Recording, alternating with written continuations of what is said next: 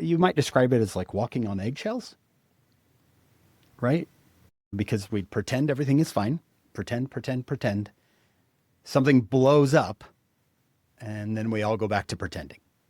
No one ever says, "Hey, should we deal with that?" Right? Like, I don't know if that's normal. And again, as a kid, you don't know that it's not normal. It's hard to explain to someone when you're in that. You Someone says, "Why didn't you reach out for help?" Well, you don't know that you're supposed to.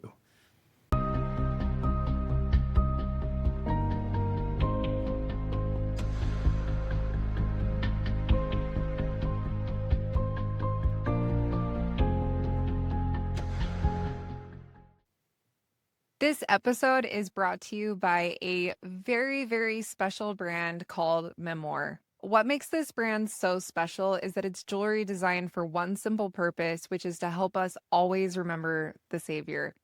For years, the main outward symbols of discipleship have been things like a cross necklace or a CTR ring, and both are wonderful, but Memoir creates beautiful, faith-inspired pieces that give us more ways to express our discipleship. Each piece carries a quiet reminder of Christ's life and sacrifice, and it makes such a thoughtful gift, whether someone's walking through a really hard season or celebrating a sacred milestone like baptism, temple endowment, or a mission call. I have mine on right now. I have my disciple bracelet. I love it so much. I wear it every single day and I never take it off. It's more than just jewelry. It's a way to keep our Savior close and to wear a reminder of our faith every single day. So go to memorjewelry.com and use code COMEBACK for 10% off. Hey guys, our event is just a couple weeks away. We are so excited. Wanted to tell you a little bit about our sponsors for the event. We could not do this event without our sponsors. It's a very big undertaking, and these sponsors make it possible, and we are so grateful for them. Our presenting sponsor is Temple Bound. Temple Bound's mission is to get people in remote areas to the temple. They're so awesome. Everyone involved in this organization is so inspired. It is so beautiful. Check them out. Our gold sponsor is Deseret First Credit Union.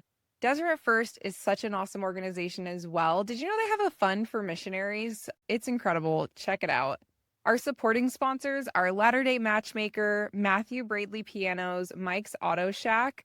We also have 10 additional vendors at the event that are going to be selling goods and services. It's going to be awesome. Tickets are super limited. They're almost sold out. So if you're planning on coming, you want to get your tickets soon, you can go to comebackpodcast.org and you can buy tickets there. We're so excited to see you guys there. Hank, I am so just honored to have you on the podcast. You're kind. I can't thank you enough for coming on, and Absolutely. we get to hear your story today.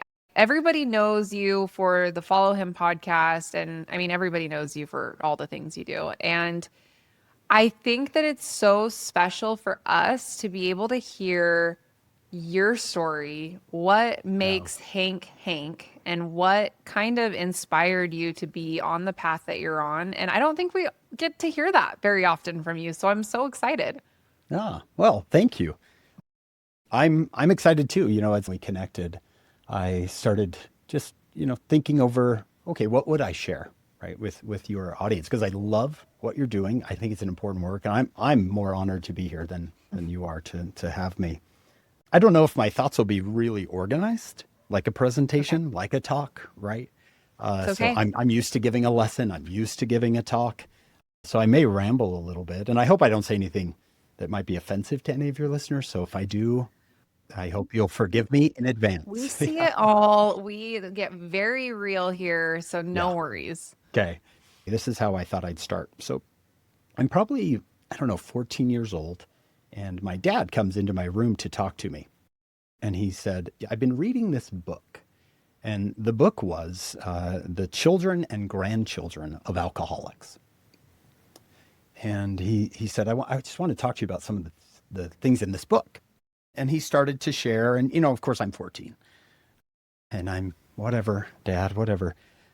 But looking back, I can see that significant because what I think he was trying to do, now that I'm older, I can see it, is that he was trying to figure out like what was wrong in our family. Now, as I talk about my family here, Ashley, I want to make sure that everybody knows I adore them, my parents, my siblings. I adore them, and they are genuinely wonderful, good people, all of them. But there was a lot wrong. There was a lot wrong, and we pretended there wasn't. You know, I think I don't know if your listeners have had this experience, but for me, I didn't know we were in an abusive home until after, right? Because that's your whole world. Like, you don't live in another house to compare it to. So if someone would have asked me, do you live in a toxic, abusive home? I would have said no, because I figured all families did these things. It wasn't until later when I'm, older and talking to my wife, Sarah, I'd tell her a story and she'd say, that's not normal. I'd say, well, it's kind of funny. I'd tell these stories that I thought were kind of funny. And she said, no, that's actually abuse, right? And really, it's abusive. So what was he trying to figure out? I think he was trying to figure out why we had these patterns of abusing each other. He would talk to me a lot about my mom. My mom grew up the daughter of heavy chain smokers and alcoholics. I never met my grandfather. He died of alcoholism. And so did my dad's dad. He died of alcoholism as well. But they both grew up in these very toxic, abusive homes. And to be fair, I think they truly were trying to give us a better home than they had. I think those two things can be true at the same time, that they were trying to give us a better home than they had, and we still had a toxic, abusive home. Does that make sense? I think those Yeah. two things can be true. I've come to realize, because it took me a long time, I thought that my parents loving me and my parents being abusive are mutually exclusive, right? If your parents love you, they're not abusing you. And I found that those two things also can be true at the same time. I can say without a doubt that both my parents loved me, and I can say that they were both abusive. And I don't blame them. They both have passed away, and I think when I see them again, I will be even more understanding of their situation. So they found each other and got married really young. I think they both were trying to escape their homes, physical abuse, emotional abuse. For my mom, sexual abuse, just a really hard place. So I'm not a therapist. I've been through a lot of therapy, and you need to. There's nothing wrong with going to therapy, right? When you grow up in an abusive home, you develop strategies to survive, right? You'd almost call them skills. Like, you develop skills that enable you to survive. And those skills serve you well in that home. But then when you get out of that home, those skills are no longer serving you, right? And you're bringing them into the home. One way that they both survived in their home was by being very physical with people, right? Because that enables you to survive. You can intimidate people with the way you grab them and twist them and push them, right? And that's a survival skill in an abusive home. But that same skill is passed on, right? And so they use that skill quite a bit, not knowingly, right? I don't think either of them had any hopes of hurting their kids.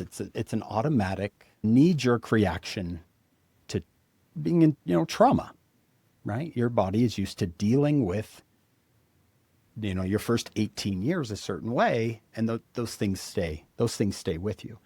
We had just had a lot of physical abuse, especially my older brother. So my oldest brother, he was 12 years older than me, and so I wasn't around for obviously a lot of his childhood. But I can imagine it was rough for all three of them. And then, I have two sisters, Jen and Chantal, and I have a brother named Brandon, and then me. I'm the youngest. Our home was, I think people get the wrong idea, maybe, about an abusive home, that, someone's slapping you all the time and screaming you all the time. In my experience, it wasn't that way. There were very normal times. And then when things got stressful, That's how we dealt. We had uh, these toxic skills to deal with stress, and a lot of it was yelling, right? A lot of yelling, a lot of insulting, a lot of trying to dig, and a lot of physical abuse. I have this memory, Ashley. I remember telling my wife this, and this it was kind of horrified her. But I have this memory of I'm probably 3 years old, 4 years old, and the police had come to our house. That was a that was a common occurrence, and they would take the four younger siblings, my two sisters and my brother and I, and they would go put us out on the curb, right? And so we'd sit on the curb while they went in and talked to my parents and my oldest brother because they had some sort of big physical altercation, the three of them. And this memory is I'm sitting there and my oldest sister, Jennifer, she's got her arm around me.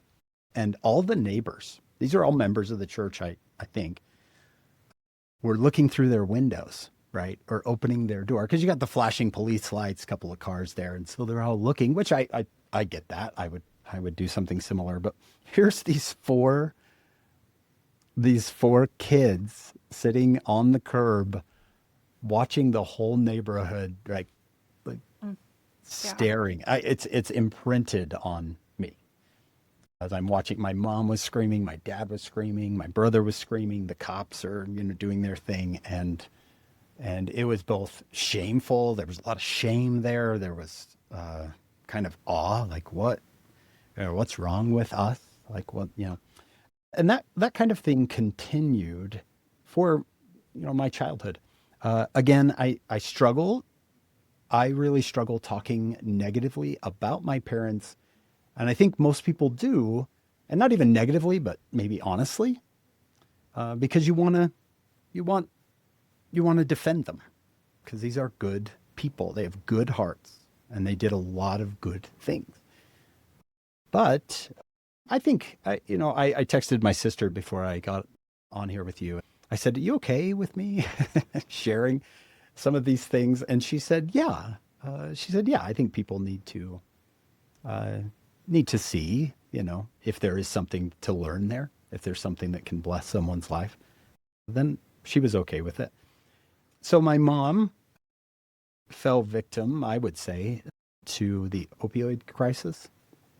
She was addicted to prescription drugs most of my life. And I think that was her way of coping with deep emotional wounds, right? This was back when pharmacies didn't really talk to each other, right? And Yeah. so my mom would pharmacy hop. I remember being with her, and we would stop by 4 or 5 or 6 pharmacies. And it never occurred to me that there was anything wrong with this, right? And I don't think it ever occurred to her that it's so hard to know. It's so hard for me to get in her head. But I think she was dealing with so much pain, emotional wounds that she was trying to get by. Here she is. She's a mother. She came from this home and she's a member of the church, right? And she's trying to be a faithful member of the church. And a lot of it was the appearance, right? She wanted to keep up the appearance. I think that's somewhat normal, isn't it? Can we just look like a happy family for 3 hours, right? Every Sunday. There are some, I won't get into all the particulars, but there were some really dark, scary times. I'll tell my wife stories and she says, that could have killed you, right? Shoved down a full flight of stairs. Oh Uh, my gosh. being one of mine that's just horrific is my brother decided in a way to punish me. He picked me up and hung me over the railing of the Grand Canyon. And, Oh the people no. around are screaming and yelling and he's laughing, right? And again, he's dealing with emotional wounds. And this is his way of coping. A lot of fistfights, a lot of screaming and yelling, a lot of obscenities, and maybe you might describe it as like walking on eggshells, right? Because we pretend everything is fine, pretend, pretend, pretend. Something blows up, and then we all go back to pretending. No one ever says, "Hey, should we deal with that?" Right? Like, Should we like should, talk about and process through yeah, what just what happened? just happened? Yeah, like what? Well, that was. I don't know if that's normal. And again, as a kid, you don't know that it's not normal. I wish I could. It's hard to explain to someone when you're in that. You, someone says, "Why didn't you reach out for help?" Well, you don't know that you're supposed to, right? Like man, I wish I could. I wish I had the words to articulate it. I come out with some toxic uh, coping strategies, right? I think all my siblings do. One that actually ended up being, I think the Lord can turn our messes into messages. I used humor quite a bit to diffuse situations. It was a coping skill. It was a coping strategy. If I could crack a joke, then everybody would calm down, right? And it was also a way to help me with my other siblings. If I could get them laughing, everyone just felt better, right? And so it was a skill I really picked up, and it served me well through the years. Maybe a little too much. People think I'm pretty irreverent, right? I didn't come with like a studious, reverent side, and I think that was part of it. Don't get me wrong. I'm not, I'm so funny that I'm a religion teacher, so I'm not going to make a career out of it. But I do think laughter is very healing, and I've used it a lot in my teaching. So as each one of my siblings come out of this home, and again, this is a home where we are loved, but it's not healthy. We all go our separate ways, and we're going to deal with this in different ways. My oldest brother, even before he left home, got into drugs. I think he was 13 when he first got into to drugs. And that created some of those situations I told you about. And drugs plagued him for the rest of his life. He died in 2020 of COVID, Oh my gosh. December of 2020. He and I had a very complicated relationship. He, again, coming from the home he came from, he had emotional, a lot of emotional outbursts, and that was his way of dealing with stress. And I want to speak kindly of him, yet tell you the truth. He made multiple death threats against me. Mm. It was his way of trying to cope with his failures in life, the decisions he made. So it was just so strange. Our relationship was so strange. It was a lot like my parents. I can say I think he loved me, but at the same time, it was so scary, right? One of the strangest moments, surreal moments, was during COVID.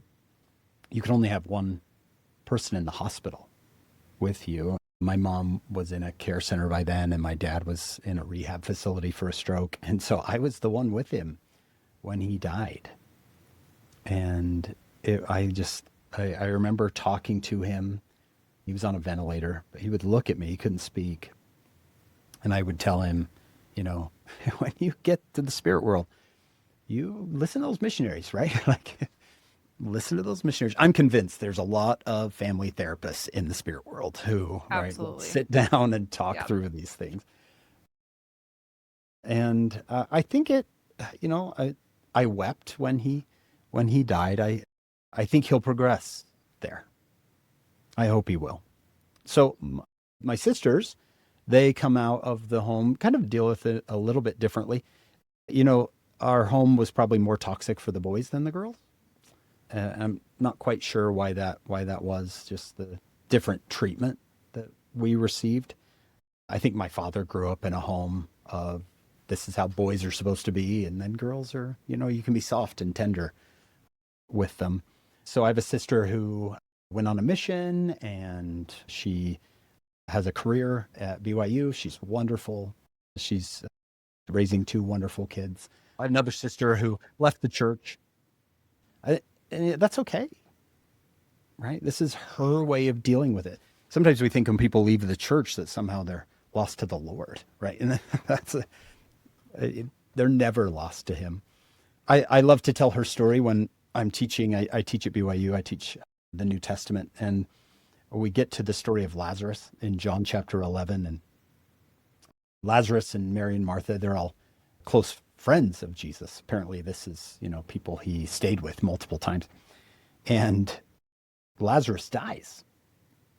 And Jesus comes to town, and these two sisters, Mary and Martha, at least to me, the way I read it, they're upset. And they come to the Lord and say, if you'd been here, he would not have died, right? You heal other people. You heal strangers. I've seen you do it, and you did not come when we asked you to come here to heal him. And there's this beautiful moment where Jesus is weeping, and he says, let's go to the tomb. And he says, I want you to roll back the stone. And, Martha says, it's been too long. It's been too long. It's disgusting. It's going to smell. It's going to be terrible. And I love to share that because you and I, we would never, this would be such an odd thing, right? For Jesus to come and say, uncover the grave, right? Like, what? But we do it spiritually. We do this spiritually when we say, oh, it's been too long. It's been too long for that person.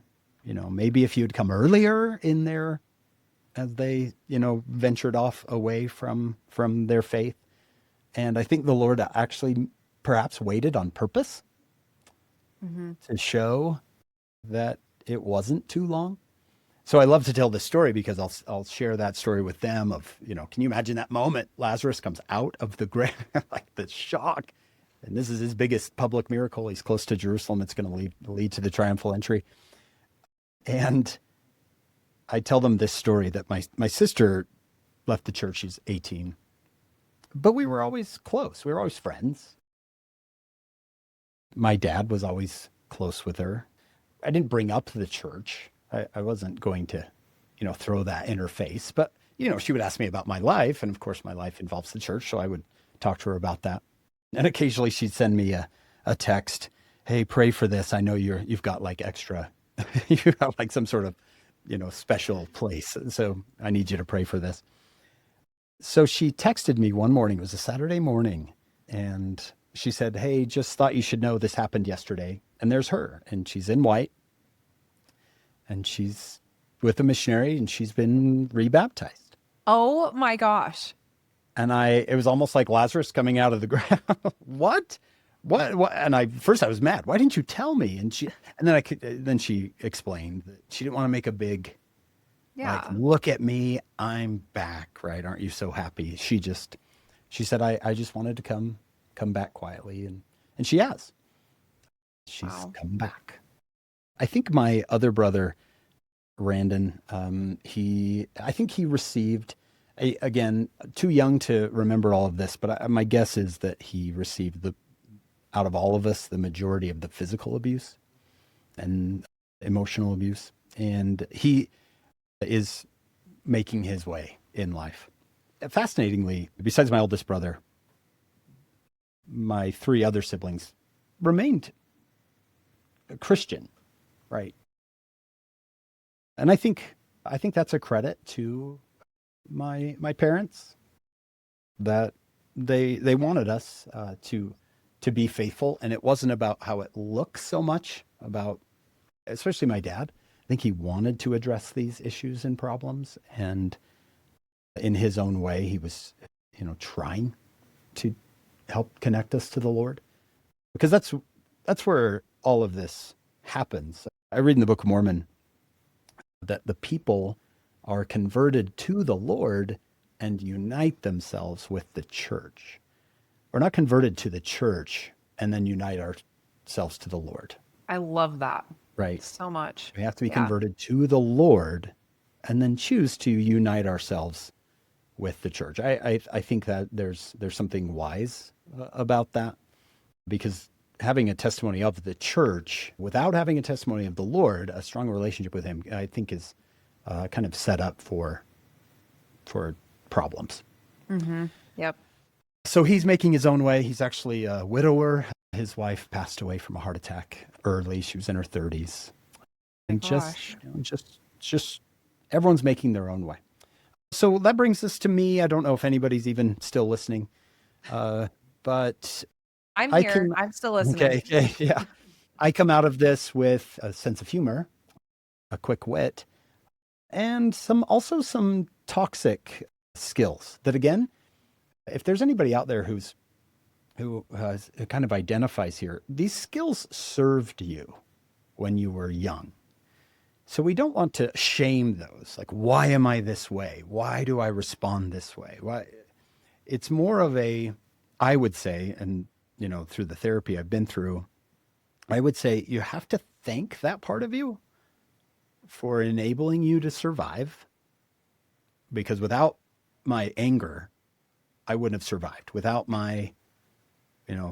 the ability to fight, I wouldn't have survived. Without my manipulative strategies, I wouldn't have been able to survive.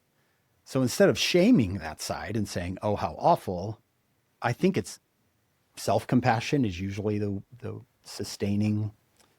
answer for sustaining, long-term change, where you say, "You know what? Thank you for that." It served you in that moment. It kept you safe. Like, thank you. Go do little kid things now because that is what Very your good. Yeah. child I think self was using, and go on your way. And it's time to be grown up now. that's right there. Yeah. I say to those parts of me, thank you so much. And you can stand down because we're not 12 anymore, right? Mm-hmm. we're, Mm-hmm.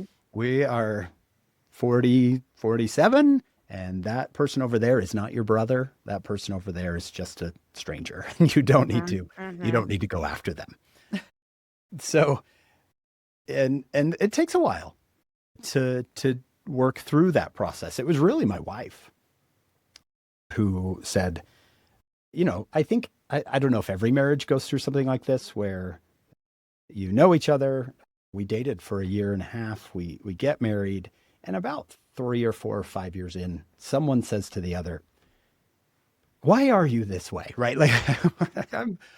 I want to know you. I call it the laundry room because when people come to the house, you close your laundry room. You don't, you're Yeah. not in the name of honesty. Here, hey, come on in. Here's where I got this stain. You just close it because there's some things you keep between just to yourself, right? Mm-hmm. But there are good times to let someone into the laundry room and feel that. It may be a bishop or maybe a close friend, a therapist. And for this case, it was my wife. I think I had closed that laundry room and locked it and was scared of what was in there. And I was living my life. And she said, "No, we've got to talk about this. We've got to deal with this." And I would say, at least in my experience, again, these are all my experiences. I can't speak for why these things didn't happen for other people. One of the most beautiful moments of love I have ever experienced in my life would be when, metaphorically, I open up this laundry room to my wife, and she, instead of judging me, Mm-hmm. looked around and then just wrapped me up and said, "Oh, you're dealing with this and this and this." And that's when I started telling those stories, right? Of, well, this happened and this happened. And she was just so good. And when it comes to saviors, I think I have an uppercase savior and a lowercase savior, right? In the Lord and in my sweet, sweet wife. So yeah, since that time, as we're raising our kids, a lot of those strategies I see and then I have to deal with. And those are hard moments. Those are hard moments. You say to yourself, "Okay, what just happened? Why did I respond that way? Am I just a terrible parent, or am I dealing with with strategies that I developed in my childhood home, and how can I overcome those?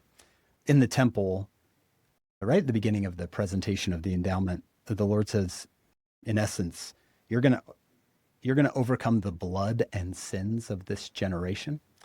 And to me, that means the blood, the DNA, and sins, the way you were parented.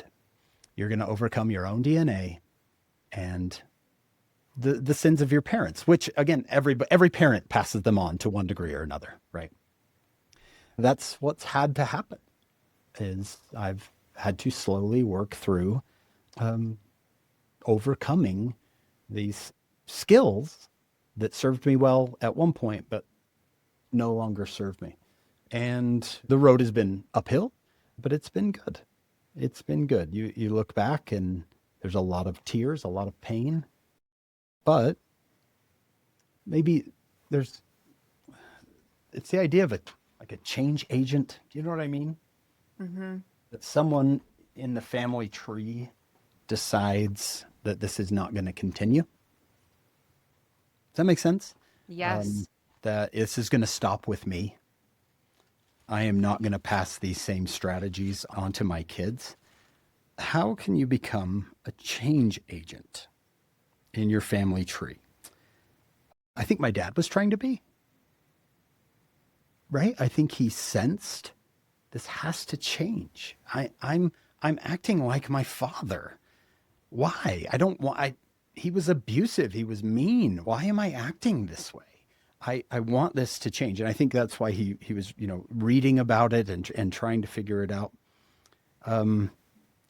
So the verse I'm looking for here is section 98 of the Doctrine and Covenants, right at the very end. And I noticed this just one day. I remember being a teenager and reading scriptures in seminary, and the Lord kept saying, this curse will last into the third or fourth generation. And I remember being kind of bothered by that, well, why did they have to suffer for something that their grandfather did or their great grandfather? And it took me a long time to realize, it's the curse of sin can affect your children and your grandchildren and your great grandchildren until somebody decides this can't continue. Mm-hmm. Right. And as I was reading, I found what I call like a change agent verse, that somebody in the family line is going to stop and say, this can't happen. And I don't want to say, oh, wow, look, it's me. I think my father was really the one who wanted this to change. It's verse 47. I'll try to walk you through it, those of you who are listening. But if the children shall repent, or the children's children, and turn to the Lord their God with all their hearts, with all their might, mind, and strength, and restore, listen to this, fourfold for all the trespasses wherewith they have trespassed, or with their fathers have trespassed, or their fathers' fathers, then thine indignation shall be turned away. And I don't think the Lord is saying, look, I need someone to pay the price for these sins. I think this is the Lord saying, someone is going to be willing to turn to me and work through generations of trauma. Mm-hmm. And it's a long, hard road. And it's not fair, right? It's not fair. It's not fair that you have to do that. Well, and it takes so much humility, like to admit, like even you coming on here, you are a very well-known person in our space. And to come on here and admit, hey, like I have had these problems. My husband and I mentioned that we're missionaries in the 12-step program. And one of the lines in the closing statement that we read every single week is it says, your presence here demonstrates your humility and inspires hope in everyone attending today. Oh, wow. And that is such a powerful statement to be able to show up and admit out loud that every person has issues and challenges. And I think that's why when we're open about our problems and our trials, especially somebody like you that's like a public figure and people know you, but to come on here and say, hey, like these are real trials that I face and like I personally, like I have dealt with things and I've had to overcome these character Yeah. defects is what we call them Yeah. in 12 steps. And that takes so much humility, but that is where true, like you mentioned with your wife, it's like step 4 in the 12 steps is writing out an inventory and going through all of the things, all of the things that have happened in your life that you attach these Hmm. feelings to or character defects. And then step 5 is sharing that list with another person that's a trusted individual. And it re- it just requires so much humility to be like, I I have things I need to work on, Yeah. especially to come on this public platform and be like, this is what I needed to Yeah. work on. I had generational trauma that I have been going to therapy for. Yeah. I found as I started sharing with my classes that, it wasn't the majority of students, at least in my experience. There was the student who would come up and say, thank you.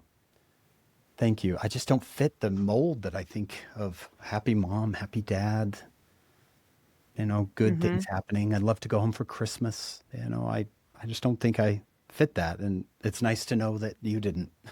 I'm like, okay, Hmm. that's okay. That's okay. My mom, in her fits of rage, and if she was not high, would say mean, horrible things to me and to all of us that you learn to process. You have to process. And again, actually, I get nervous that, her friends are going to listen to this. And I want to make sure that those who are out there listening say, oh, I can't believe you talk this way about your mom. My mom was wonderful. She served in the church and she tried. She did what she could in trying to serve the Lord. She believed and she wanted to serve the Lord. She had these problems that weren't her fault, right? Yeah. You had these things that you were coping with.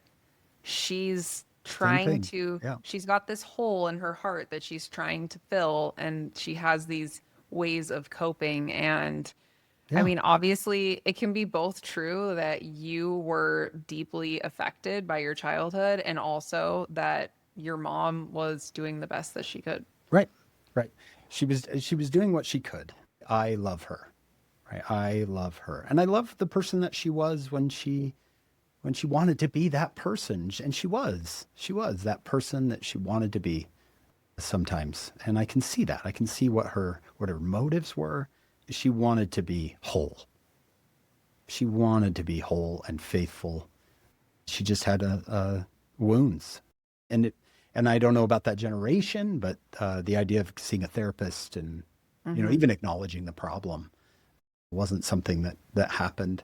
And it ended up being a lot of public performance, Yeah. right? And it's not necessarily, oh, we've got to keep up this persona and we have this double life. That wasn't it at all. It was, look, we're working on things here.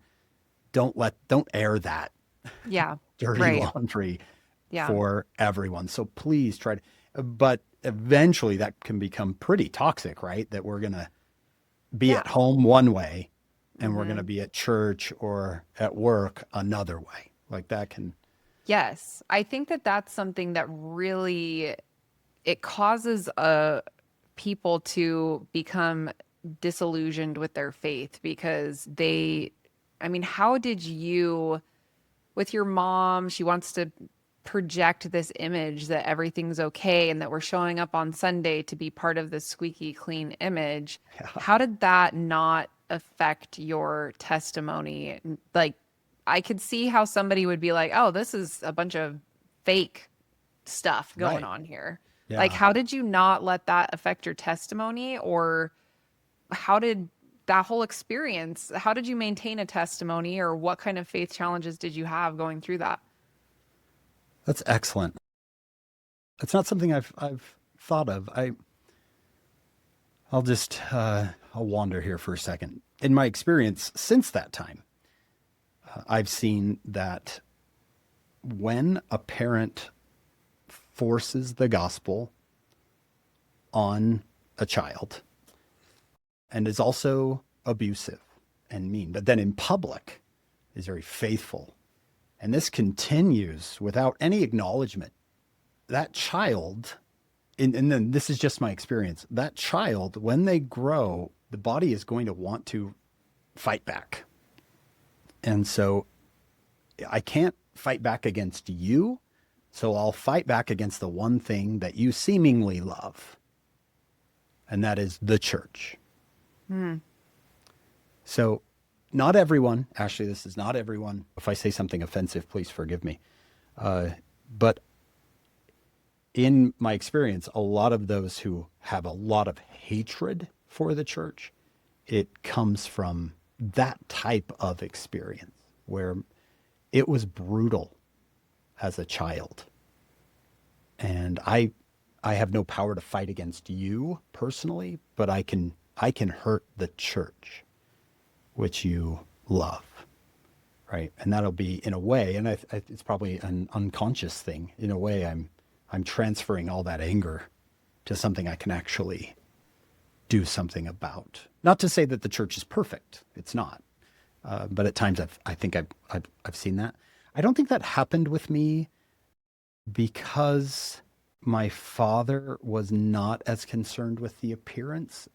You know, I started with him coming into my room. I really think he was stewing over these things. And he was displaying vulnerability and repentance and at those times. And I think that probably played into it, that I realized it wasn't about the show, right? And I don't think I could have articulated this at all then. For me, then, the church filled an emotional need I had to feel important, to feel connected to something. From my experience, from what I've worked through, your mother gives you a lot of that, right? That when you cry and she picks you up, you learn that you're important. When you, right, are hurt, she comes to you. You get that sense of importance. Well, without that, where are you going to go? What are you going to do? The church for me was something that helped with that. I wouldn't even say the church. Spirituality was something that filled that need. And I want to make sure I'm clear on this, Ashley, without going into detail. I was not perfect. It wasn't like, oh, here's him growing up in this home, and he becomes this awesome, religious leader. No. One, I'm not awesome now, and two, I had my own I think you're road. awesome. I had my own road, and that road involves a lot of sin and pain, and that's hard. That's hard. I have to rely on the Lord that He can not only heal me, but heal those that I hurt and those who hurt me. I would think that you've got people listening who either have come back or are thinking of coming back. And of course, the other people who want people to come back, right? And people who've never left. I'm sure there's all of those. But I wanted to talk to those two of, I've come back and I'm thinking of coming back, or even maybe I'm thinking of leaving. So a couple of thoughts I'd share that I hope are helpful. One, if you're a loved one of someone who's left or is leaving or maybe might come back, whenever possible, insert compassion into the equation. And I think it's almost always possible. If there's not compassion involved, it's going to be, I think we're maybe going to do more damage than good. So there's one thought. An analogy I often share with parents is,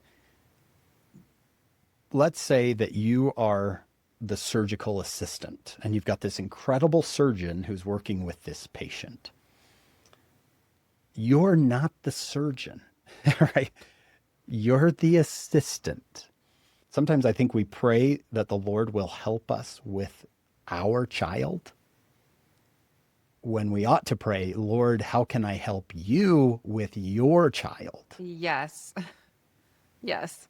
Right? Like one's the assistant and one's the surgeon. And we can really mess it up when we start to say, okay, you stand over there, surgeon. I'm going to do the work here, right? Yep. And help me in my work. So I think it's helpful to say to a parent, you're the assistant. What does the assistant do? The assistant is ready to help whenever they're called on. So instead of watching the patient, watch the surgeon, right? Wait for him to call on you for help. In my mind, it helps some people say, oh, I can do that, Mm-hmm. right? And of course, you don't know how to save this child because you're not him. You're not the savior. That's not your role. That's his role, and it's his child, right? Yeah. This next one is for those who struggle with questions.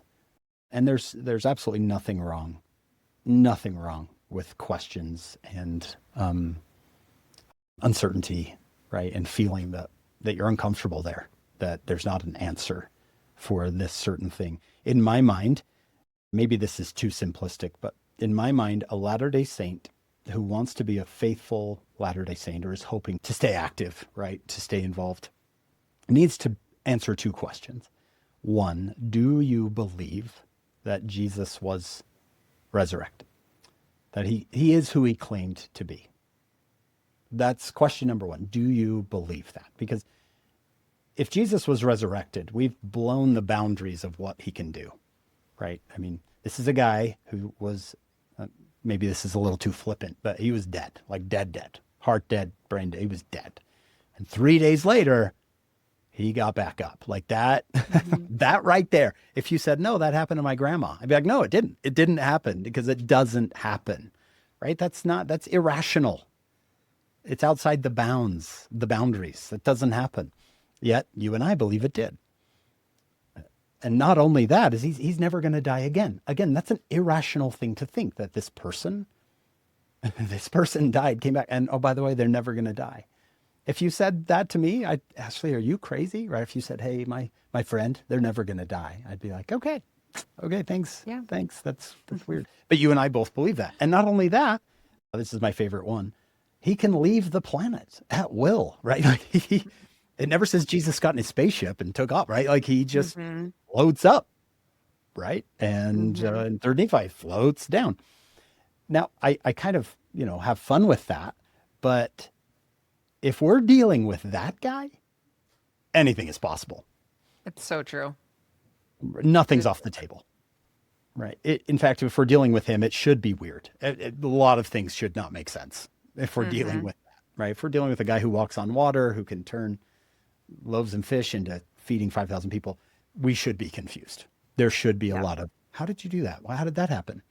Mm-hmm. And then the second question I would say is you need to find out if the Book of Mormon came from that guy, was his part of his work.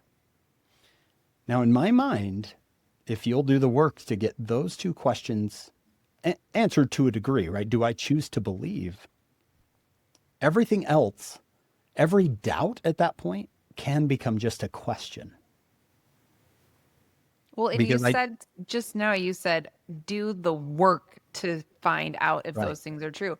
You have to go to the source, which Yeah. is to Heavenly Father. You have to go to the source because if you're Googling anti sources, you're going to find what you're looking for. But if you put in the work to genuinely find out from God if those two things are true, that's how you get a real answer. Yeah. Yeah. I would, in my study of the gospel, right? I've made it a career. One thing I've uncovered through time is that you should never expect answers that will take away your agency. If Yes. God just wanted us to choose him, he'd just poke his head behind the clouds every day and be like, hey, humans, good to see you, right? And no one Yep. would have a choice. There's no choice but to choose him. He's right there. But if Hmm. God honors our agency, like our doctrine says, he wants it to be a choice, a real choice. So I think when you're dealing with, well, why can't I get an answer? Why can't I get this? Because the Lord wants you to choose him, not be forced to choose him. Does that make sense? I don't know if I'm explaining Yes. that right. No, that makes complete sense. It's Some of us want undisputable evidence, right. but that would take away our choice. Yes. And really, there is evidence, but it's evidence that doesn't stand up in this back and forth of in the Instagram comments or on TikTok that you can debate back and Yeah. forth. The evidence is your own personal spiritual experiences that solidify that in your heart. That's the evidence. And it's not some facts that you can argue with online. Yeah. Let me give you an analogy I've been thinking about lately, because there are some really brilliant people in this world who will look at the Book of Mormon and say it's an obvious fraud. And then there's some really intelligent people in this world who get into the Book of Mormon and find it to be a treasure trove, right? Hmm. Where they could spend years of their life. Have you ever read The Lion, the Witch, and the Wardrobe? Do you remember it? Do you remember Lucy? She finds this wardrobe. Okay, so C.S. Lewis is this Christian writer, Yes, I and do know this little C.S. girl, Lewis. yeah, this little girl Lucy, she finds this wardrobe, and this closet, and as she goes into this wardrobe, there's a whole world in there, Narnia, where she meets Aslan, who is this Christ figure, this lion. She goes in there and she comes out and she tells her siblings, "This is the most incredible thing I've ever experienced in my life. Come see it." And all they see is a wardrobe. It's an obvious fraud. It's an obvious, like, Lucy, it's obvious that you're lying. It's right in front of me. And she's looking at them going, "No, no, no, you don't see it. Why can't you see it?" Right? I Hmm. want you to see Hmm. it. And then there's this great exchange between the older siblings who she can't convince and this professor who says, "Does she seem like a liar to you?" "Well, no, not usually." "Well, maybe she's telling the truth." "Well, how could she be telling the truth? I've seen it for myself." And I think at least I found something close enough for me where I can say, oh, yeah, it is possible for two people to see the same thing and see it completely differently. And again, I think it comes back to agency, that the Lord doesn't want you to read the Book of Mormon because it's obviously true. It's about, if the Lord wants the Book of Mormon to be obviously true, we just have the plates in the Church History Museum, and scholars come over and say, "Yep, it says what it says. It's undisputable," right? But if there's enough evidence to say, "Yeah, this is actually legit," and if there's enough evidence to say, "No, it's not," I now make a choice. Am I going to go find out for myself? Right? That's the only possible move right there. Is, well, I've got this side that says it's obviously not. I've got this side that says it absolutely is. So I guess I've got to go and find out, Hmm. right? If you don't mind, I'm just going to keep going because I don't know if Keep you'll invite going. me back ever. Yes. Uh, You're always welcome back. you've had Jared Halverson on before, and maybe he Hmm. he mentioned this, so I don't need to go into it. But he taught me something that I loved, and he said, "Watch for the pattern." Has he taught you this, of creation, fall, and atonement? That Creation, changed fall, my life. redemption. That pattern is everywhere, It right? is That everywhere. pattern is everywhere, especially in eternal things, right? A marriage goes through a creation, a Yep. fall, and a redemption, right? Usually it's creation. It's like the Garden of Eden. You're just brand new married. You're naked most of the time, right? It's creation. Then you have children, and it goes through this period of the lone and dreary world. This is hard. Hmm. This is really hard. This is reality. But then as we work through it together, we come to this redemption side, and it's better than the original. But we couldn't get there without going through the complexity and the difficulty. Well, Hmm. Jared, as we talked about this, he said, "Yeah, it's the testimonies are the same way. They go through a creation, and then everyone goes through a fall. It looks different for everyone, right? For you, it was your experience as a young adult, and you had to grapple and move. And for me, it was my, coming out of that home, and we grappled and we moved and we kept moving forward and we kept choosing the Lord, and eventually we come to a place of redemption where our testimony, like you said, is stronger. I can see things I never could have seen before. Hmm. I'm in a better place. I'm in a faithful place. It looks the same as the creation, but I'm on the other side of complexity, right? I think when you hit the complexity phase, it's a scary place to be like, Yeah. what if everything I've been taught my entire Oh, life is actually not true? Like, yeah. It is scary. And you think that you don't know that there's this other side to that, that's simplicity beyond complexity, which is a more mature version of your testimony. It's like you don't know. And so it just feels so scary. And it's like the end. But really, it's like those questions that you have can actually launch your testimony into like another dimension of Oh, it's, yeah. like those hard questions that feel like they're the end of the road actually is like this seed bed for this Mm, beautiful garden. yeah. And it ends up being more beautiful than Yeah. you ever could have thought. And I know that we can get frustrated with how long it takes sometimes for Hmm. some, and then for others. Some people, it seems like they didn't even go through the fall, right? Like they just, they just have always Yeah. been good and faithful. But I promise they've had their own path that they needed. Here's one thing I've learned. And again, I haven't been perfect at this. I've made mistakes. I have not been a kind human as I should have been. I remember when my father died. My brother died in December of 20, and my father died in March of 21. I was not in a good place there for a while. I thought I was. I don't know if you've ever experienced that kind of deep grief. I would have told you, actually, I'm doing fine, right? But my wife could tell, you're not doing fine. You need to get off your phone. You're being you're being weird. So I don't want to come across as like, well, I've always done this, but I do think it's a powerful lesson. In Luke chapter 7, Jesus is eating with a Pharisee. And this Pharisee, his name is Simon. It's not Simon Peter the apostle. It's this Pharisee who is a leader, religious leader at the time. And he's invited him over to eat, which is a nice gesture, right? They've come over to eat. Well, while they're eating, this woman comes in. Most people know this story, I think. This woman who was a sinner, and the Greek there, I think, can mean like sexual sin, like maybe a prostitute. This woman of the city was a sinner. When she knew that Jesus was there at dinner, she brings this really expensive ointment, like like a year's worth of salary, this box. And she brings it in and she breaks open this box, right? This would be, you know, for you and I, can you imagine someone taking a $40,000, thing of oil and putting it on someone during dinner? It's shocking. And she begins to weep and wash his feet with her tears and wipe them with the hairs of her head and kissed his feet. The Pharisee sees it. And this is what he says within himself. This man, Jesus, if he were a prophet, he would know who and what manner of woman this is that touches him, for she is a sinner. Jesus turns to him. Apparently, you're not supposed to have a judgmental thought about someone with Jesus in the room because he turns and looks at you. Jesus answering said unto him, Simon, can I ask you a question? Sure. And then he tells him this story about two people who owe this guy money, and he forgives them both. One owed a lot, one owed a little. Who do you think loved him more? It's a pretty easy answer. And then he asks this question. This is Luke 7:44.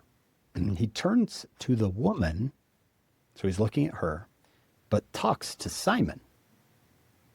And he has four words. Seest thou this woman? Now, as I read that once a couple of years ago, it occurred to me, obviously he sees her. He's been thinking about her, right? Like he's the one saying, oh, she's a sinner. I think everyone in the room sees her. So this is an odd question unless he's not asking if he physically sees her. And it struck me that I think the Lord is saying, do you see her? I know what you see. You just told me in your thoughts what you see. This man or this woman, she is a sinner. But I want you to look closer. Do you see her? Hmm. And I remember staring at this verse and thinking, when I am thinking about my sister, who left the church for a time, or a good friend who has left, and I kind of think within myself, wow, that was a bad move. They are a apostate, right? Whatever, fill in the blank. I think the Lord would stop us for a second and say, stop, stop. Try to see them. Try to see them. I know you can't see what I see, but try. Try to see their childhood. Try to see their experiences. They're human with feelings and thoughts and loves and wounds. I would say to anyone listening, Luke 7:44, when we're dealing with anyone, have the Lord there in our mind. And he's saying, do you see them? Please see them. Please see them. I want to show you what I see in them. I love that so much. Thanks. Thanks for having me. Thank you so much. This has been, oh my gosh, it's been so wonderful and so fun. Well, Thank you. I've loved being here. And I'm grateful for the invitation, really. I love what you do. And I love that you're trying to bless people's lives. It's in your heart and your soul that you want to help people. Well, thank you. I appreciate that. And right Amen. back at you. Surf Clothing is one of our favorite brands. They have been supporting us since the very beginning. We love them so much. I think one of the things that I like about Surf so much is that my husband is literally obsessed, and I brought him in here to share his experience with Surf Clothing. So Jesse, tell us. I love Serve Clothing. This is the best shirt that I've ever owned for church and professional purposes. It's got four-way stretch, which makes it really nice because not all the time I'm at my desk. Oftentimes I'm moving and out and about. So it's really nice to have a flexible shirt that moves with me. I know that it's got a mesh collar that I love. I think the purpose of that is really to prevent stains, but it's also super comfortable. It's way more comfortable around my neck. You know, if I'm at church or in business meetings with a tie or whether I don't have a tie, it's really comfortable. It's got arm vents, which I love because I'm kind of a bigger fella. It helps me so that I can be a bit breathable, and I love it. And also, you can get 15% off a shirt from Serve by using the code COMEBACK. A lot of people have asked us how they can support the podcast, and we have created a Comeback Podcast merch line on our website, www.comebackpodcast.org. All of the money made from the merch goes right back into the podcast. So if you are interested in supporting the podcast and you want to purchase some merch, we would love it. Check it out. Thank you so much for being a supporter of the Comeback Podcast and listening to our episodes. It would mean so much to us if you would like and subscribe to our YouTube channel. It helps other people be able to find us, and we want to share this message to everyone.